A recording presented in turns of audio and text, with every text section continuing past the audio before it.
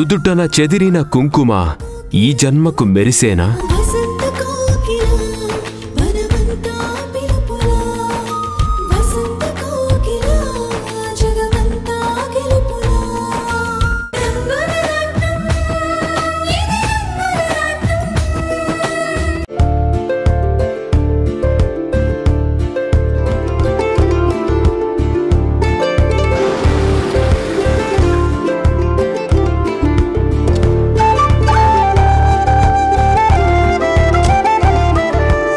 నమస్కారం సార్. నమస్తే, కూర్చోండి.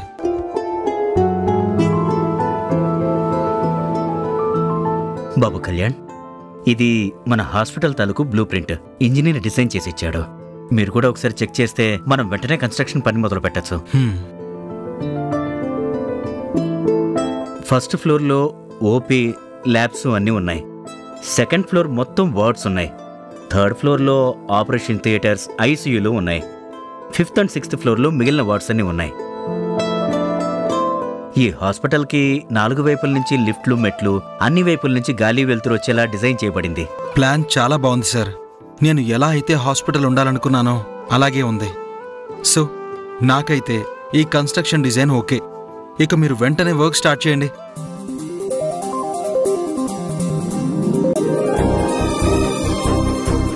సార్, ఈ అమౌంట్ ఉంచండి. మళ్ళీ ఏదైనా కావాలంటే ఇమీడియట్గా అడగండి. నేను వెంటనే మీకు పంపిస్తాను. పర్లేదు బాబు, ఆ డబ్బు విషయం నేను చూసుకుంటాను. ఈ డిజైన్ని టౌన్ ప్లానింగ్ ఆఫీసర్కి పంపించాం. ఒకసారి ఆయన అప్రూవల్ ఇస్తే మనం వెంటనే పనులు మొదలు పెట్టచ్చు. మంచి ముహూర్తం చూడమని పంతులు గారికి కూడా చెప్పొచ్చాను. నేను ఒకసారి ఇప్పుడే ప్లానింగ్ ఆఫీసర్తో మాట్లాడతాను.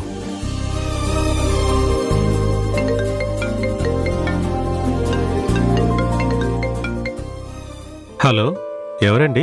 నమస్కారం సార్, నేను బిల్డర్ సూర్యని మాట్లాడుతున్నాను. సూర్యం గారు, ఏంటి ఇలా ఫోన్ చేశారు? అదే సార్, హాస్పిటల్ బిల్డింగ్ కోసం మీకు ఇంజనీరింగ్ ప్లాన్ కూడా పంపించాను కదా, దాంతోపాటు ప్లానింగ్ డీటెయిల్స్ అన్నీ కూడా మీకు పెట్టాను. మీరు ఒకసారి ఆ ఫైల్ చూసి సంతకాలు పెట్టేస్తే మేము కన్స్ట్రక్షన్ స్టార్ట్ చేసేస్తాం. చూశాను సూర్యం గారు, సంతకం పెట్టేద్దాం అనుకున్నాను, కానీ బిల్డింగ్ ప్లాన్ ఏం బాగోలేదు.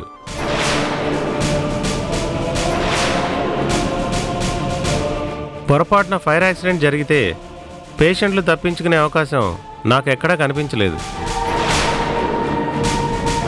అందుకని మీ అప్రూవల్ని రిజెక్ట్ చేశాను. అదేంటి సార్ అలా అంటారు? ఇంజనీర్తో ఇవన్నీ చెప్పి గీయించిన ప్లాన్ సార్ ఇది. హాస్పిటల్ కడుతున్నప్పుడు ఎలాంటి జాగ్రత్తలు తీసుకోవాలో మాకు తెలీదా? పేషెంట్లకు ఎటువంటి ఇబ్బంది లేకుండా గాలి వెలుతురు వచ్చేలా డిజైన్ చేశాను సార్. చూడండి సూర్యం గారు, మీరు చెప్పారు, కానీ అది మాకు నచ్చాలని లేదు కదా. గవర్నమెంట్ రూల్స్ విరుద్ధంగా మీరు ఇచ్చిన ప్లాన్ ఉంది, అందుకనే రిజెక్ట్ చేశాను. సార్, నేను చెప్పేది ఒకసారి వినండి. ఏంటి సార్, ఏమైంది? ఎందుకంత కంగారు పడుతున్నారు? టౌన్ ప్లానింగ్ ఆఫీసర్కి మనం ఇచ్చిన డిజైన్ నచ్చక రిజెక్ట్ చేశారంట బాబు. మీరేం టెన్షన్ పడకండి బాబు, నేను వెళ్ళి వాళ్ళతో మాట్లాడతాను. పర్మిషన్ అప్రూవల్ తీసుకొచ్చాకే నేను మిమ్మల్ని మళ్ళీ కలుస్తాను. సరే సార్.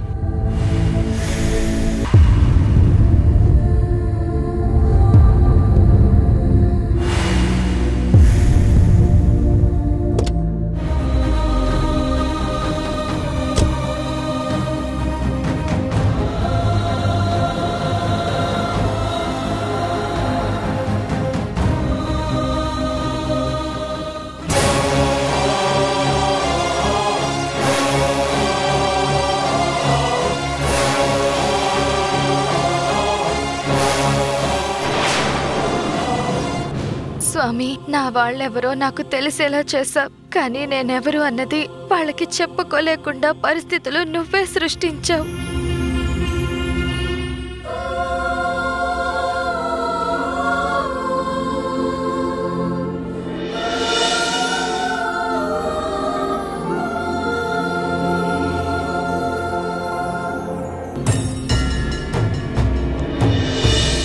నా కోసం కళ్ళు కాయలు కాసేలా వెతుకుతున్న నానమ్మ, తాతయ్యకి నేను మీ కళ్ళ ముందే ఉన్నానని, మీరు వెతుకుతున్న వర్షాన్ని నేనేనని చెప్పాలని నా మనసు ఎన్నిసార్లు అనుకుంటుందో. కానీ చెప్పడానికి ముందు నా అక్క సమంత జీవితం ఏమవుతుందో అనే భయం వేస్తుంది. అన్ని పరిస్థితులు సర్దుకునేలాగా, అందరూ నన్ను అర్థం చేసుకునేలా నువ్వే దీవించు స్వామి.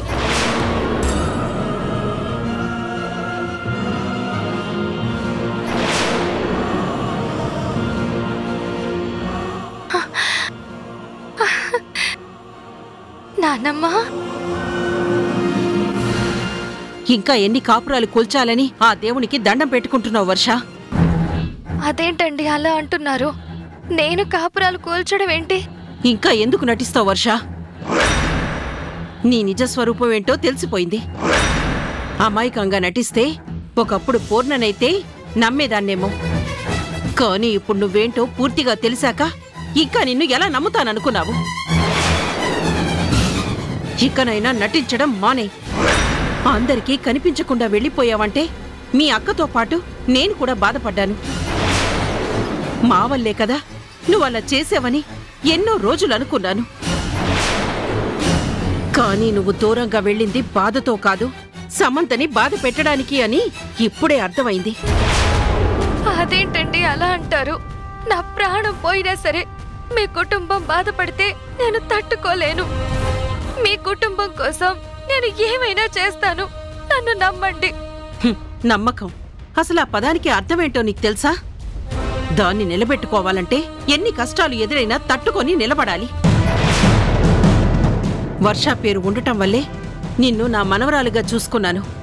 నువ్వు సాయం కోసం మా ఇంటికొచ్చినా ఆ పేరు వల్లే మా ఇంటి మనిషిగా నిన్ను మా ఇంట్లోకి రానిచ్చాం. కానీ నువ్వేం చేశావు? తిన్నింటి వాసాలు లెక్క పెట్టావు.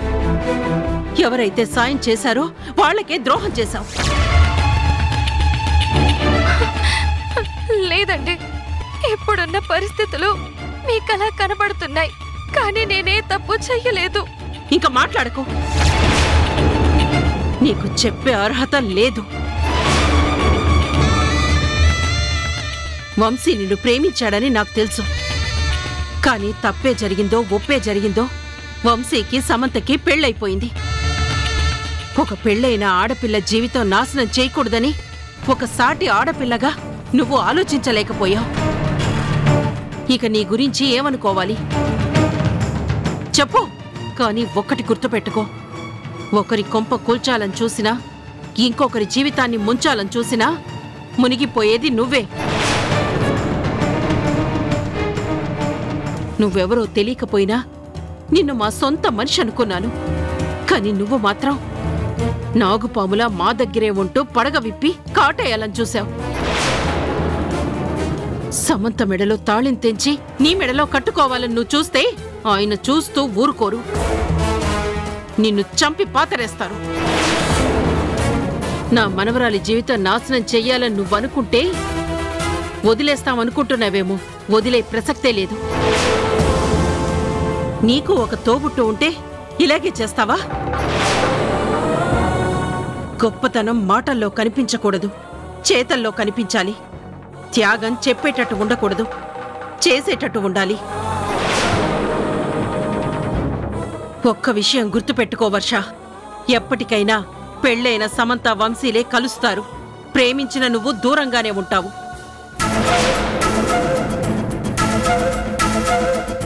అలా కాదని వంశీని దగ్గరికి చేర్చుకోవాలి అనుకుంటే మాత్రం నిన్ను ఎప్పటికీ నేను క్షమించను. లేదండి, లేదండి, సమంత జీవితం నాశనం చేయాలని నేనెప్పటికీ అనుకోలేదు. వంశీకి దగ్గర అవ్వాలని కలలో కూడా ఊహించడం లేదు. నిజంగా వంశీ నాకు దగ్గర అవుతాడంటే నా ప్రాణమైనా తీసుకుంటాను, అంతేకాని నేను వంశీ కలవము.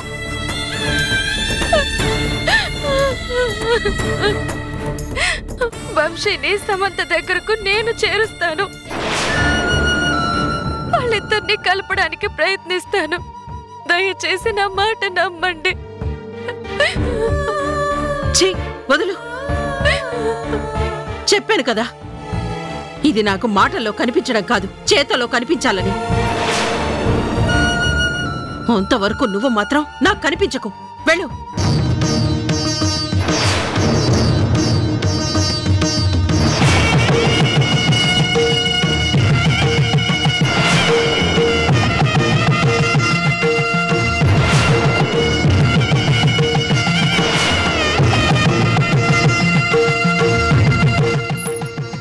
దయచేసి నా మాట నమ్మండి. వెళ్ళు.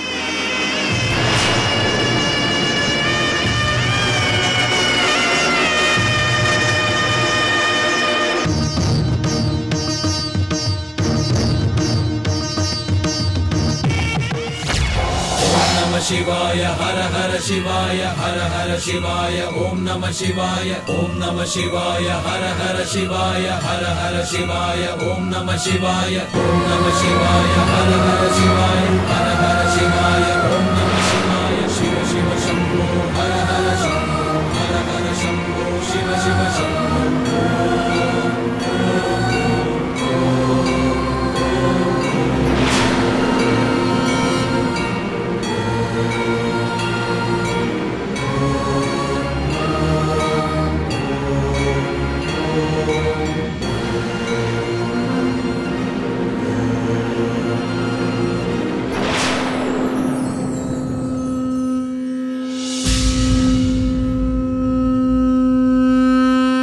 అమ్మా అన్నపూర్ణమ్మ గారు,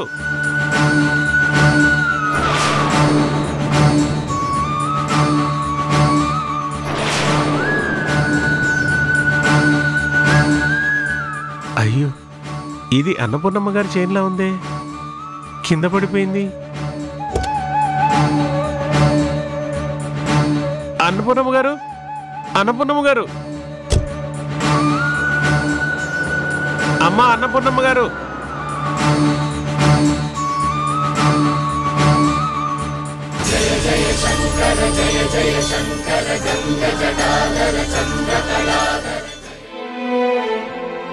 good morning doctor. Very good morning. కూర్చోండి. నేను వచ్చింది కూర్చోడానికి కాదు డాక్టర్. ఈ బతుకు బతకాలనిపించట్లేదు. ఆత్మహత్య చేసుకుందామంటే నాకు ధైర్యం సరిపోవడం లేదు. ఏంటండి ఆ మాటలు? చనిపోయి ఏం సాధిస్తారు? వంశీ లేకుండా నేను బ్రతకలేకపోతున్నాను డాక్టర్. నేను ఏం తప్పు చేశానో అర్థం కావడం లేదు. నా ప్రేమ ఎందుకు నేరమైందో నాకే తెలియడం లేదు. నా వంశీకి మాత్రం నా మీద మనసు రావడం లేదు. వంశీతో నేను మాట్లాడతాను. తప్పకుండా తన మనసుని నేను మారుస్తాను. మళ్ళీ నీకు దగ్గర చేస్తాను. అంతేగాని తొందరపడి ఎలాంటి నిర్ణయం తీసుకోకు.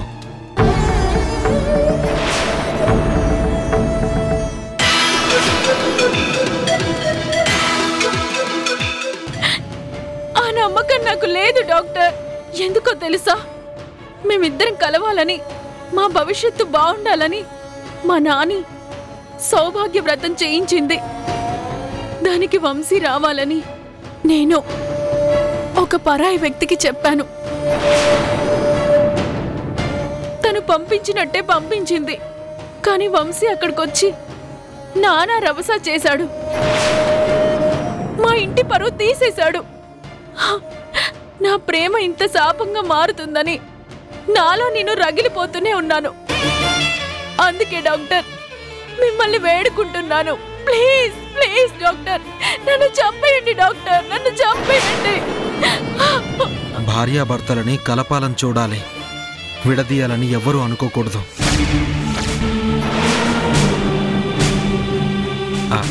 సీత, అక్కడే ఆగిపోయావేంటి? లోపలికి రా.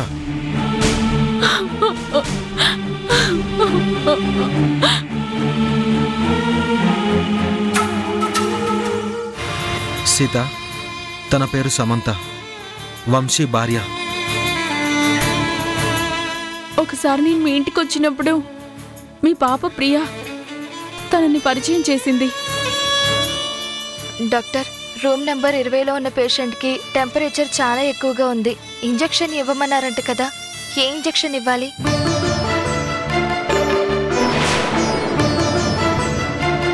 అలాగే సార్, నేను ఇంజెక్షన్ ఇస్తాను.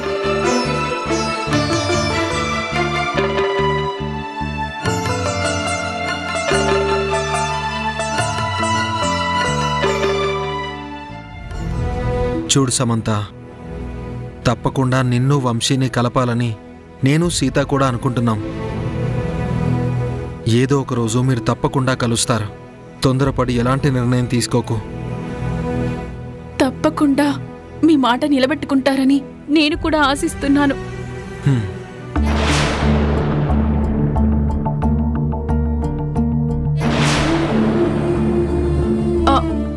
మిమ్మల్ని ఒక మాట అడగొచ్చా నేను? అడుగు సమంత. అదే డాక్టర్, ప్రియా సీతని అమ్మ అని పిలుస్తుంది. మీరు సీత అంటున్నారు, ఆవిడేమో మిమ్మల్ని సార్ అంటుంది. మీ భార్య మిమ్మల్ని సార్ అని అనడం ఏంటి? సీత నా భార్య కాదు. నిజానికి ఇప్పటి వరకు తనకి మా కుటుంబానికి ఎలాంటి సంబంధం లేదు. తను అనుకోని పరిస్థితుల్లో మా ఇంటికి వచ్చింది. మా ఇంటి మనిషిగా మారిపోయింది. ప్రియాకి ఎంతో దగ్గరైంది. అందుకే ప్రియా సీతని అమ్మ అని పిలుస్తోంది. ఆ మమకారం వాళ్ళిద్దరూ ఒకరికొకరు ఇచ్చిపుచ్చుకుంటున్నారు. నువ్వన్నట్టు సీతని భార్యం చేసుకోవాలని నాకు ఉంది. నా అభిప్రాయాన్ని సీతకు ఆల్రెడీ చెప్పాను. తనే నాకింకా ఏం చెప్పలేదు. నిజంగా సీత ఒప్పుకుని నన్ను పెళ్లి చేసుకుంటే అది నా జీవితంలో దేవుడిచ్చిన గొప్ప వరం అనుకుంటాను. మీలాంటి మంచి వాళ్ళని సీత లాంటి వాళ్ళు కూడా వదులుకోరు. తన నిర్ణయం మీకు తొందరలోనే చెప్తుంది. మీరిద్దరూ ఒక్కటవుతారని నమ్మకం నాకు కూడా ఉంది. వస్తాను డాక్టర్. బాయ్.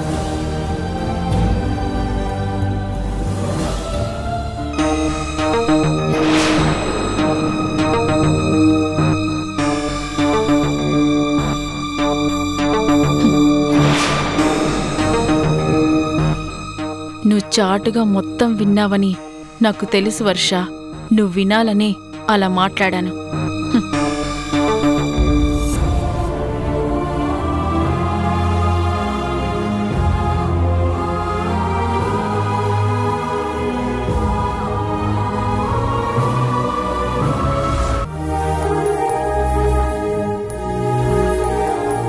అత్తయ్య,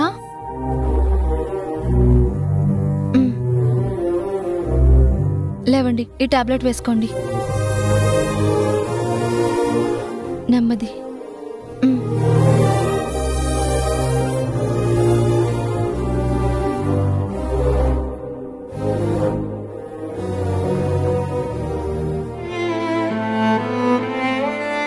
పడుకోండి అత్తయ్య.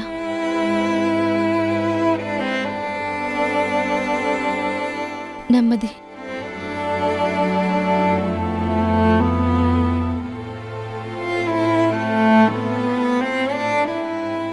అమ్మా రాణి, ఏంటత్తయ్యా?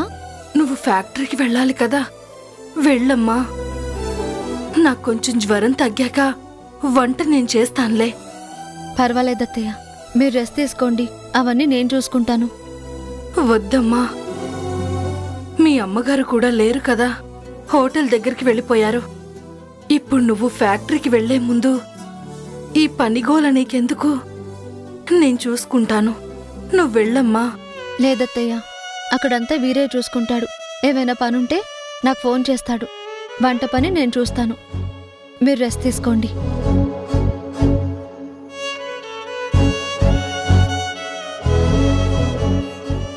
రాణి, ఏంటండి? పర్లేదు రాణి, అనవసరంగా వర్క్ ఆపేయడం ఎందుకు చెప్పు. నువ్వు వెళ్ళు. ఇంట్లో ఏదో ఒకటి ఉంటాయి కదా, అవి నేను తింటాను. లేదండి, మీరిప్పుడిప్పుడే కోలుకుంటున్నారు. ఈ టైంలో మీకు బలమైన ఆహారం ఇవ్వాలి. హెల్తీగా ఉంటేనే మీరు తొందరగా రికవర్ అవుతారని డాక్టర్ గారు కూడా చెప్పారు కదా. అయినా అక్కడ పనులన్నీ చూసుకోవడానికి మీరే వాళ్ళు ఉన్నారు కదా. ఏమైనా అవసరమైతే వాళ్ళని నాకు ఫోన్ చేయమని కబురు పెట్టాను. అవన్నీ నేను చూసుకుంటాను. మీరు పడుకోండి. ఒక 10 నిమిషాల్లో వంట చేసి మీకు భోజనం పెడతాను.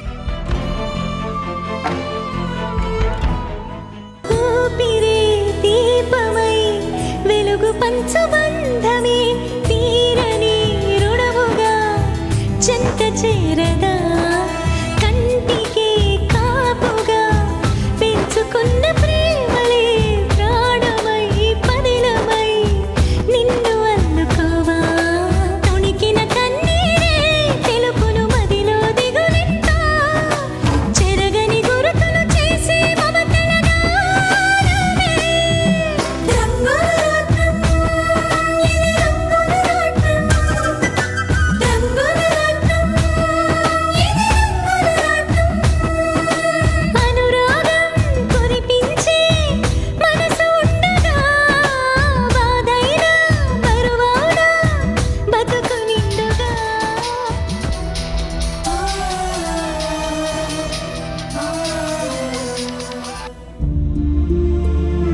ఏంటి వీరయ్య ఫోన్ చేశావు? అదేనమ్మా, ఈరోజు మీరు కంపెనీకి రానన్నారంట కదా, ఏమైందో అడుగుదామని. అయ్యో ఏమీ లేదు వీరయ్య, అత్తమ్మకు ఒంట్లో బాలేదు, ఇంట్లో అన్నీ చూసుకోవాలి కదా, అందుకే నేను ఇంట్లోనే ఉందాం అనుకున్నాను. అక్కడ ఏమైనా అవసరమైతే ఫోన్ చెయ్యి. నేను వంట పని అయిపోయాకొస్తాను.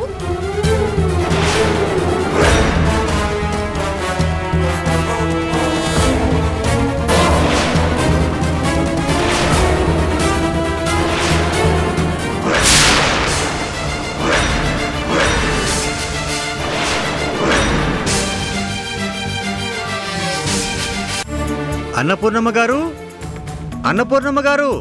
ఏంటి పంతులు గారు ఇలా వచ్చారు? లేదమ్మా, నేను అన్నపూర్ణమ్మ గారితో మాట్లాడాలి. నేను కూడా ఇంటి మనిషినే కదా, ఎందుకు వచ్చారో చెప్తే సరిపోతుంది. అన్నపూర్ణమ్మ గారు మా గుడికొచ్చారమ్మా. అక్కడ ఆవిడది ఒక చైన్ పడిపోయింది. చైనా? ఏంటా చైన్?